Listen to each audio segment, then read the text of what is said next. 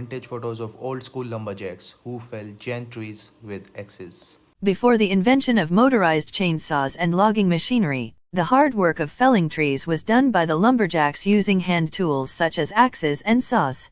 The work was difficult, dangerous, intermittent, low-paying, and involved living in primitive conditions. Lumberjacks worked in lumber camps and often lived a migratory life, following timber harvesting jobs as they opened. They lived tightly packed in shanties, or bunkhouses, whose odor, a mix of smoke, sweat, and drying garments, was as distasteful as the bedbugs they supported. Strict rules often governed many of the bush camps, or shanties. Many were alcohol-free, and for the longest time talking during meals was strictly forbidden. Lumberjacks could be found wherever there were vast forests to be harvested and a demand for wood, most likely in Scandinavia, Canada, and parts of the United States. In the U.S., many lumberjacks were of Scandinavian ancestry, continuing the family tradition. Fallers did the actual job of felling a tree with axes and crosscut saws. Once felled and delimbed, a tree was either cut into logs by a bucker or skidded or hauled to a railroad or river for transportation.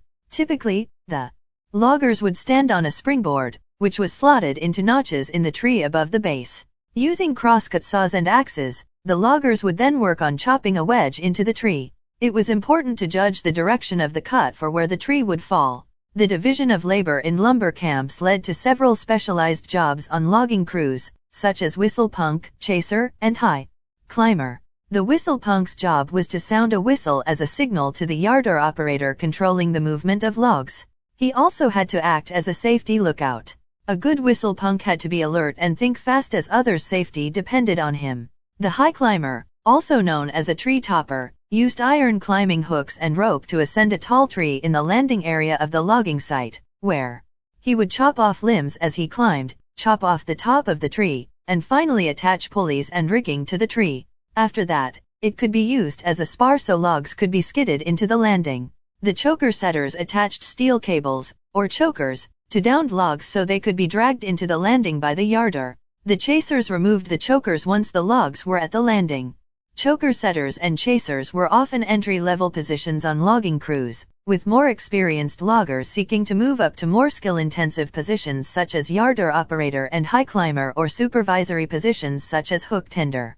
Despite the common perception that all loggers cut trees, the actual felling and bucking of trees were also specialized job positions done by fallers and buckers. With the invention of motorized tools, vehicles, heavy machinery, and other powered tools, the profession and culture of the lumberjacks faded away. Nowadays, lumber workers are known simply as loggers. In this article, we've collected vintage photos of lumberjacks from the turn of the last century as they look to make their mark on America using only hand tools. If you like this video, make sure you subscribe to my channel.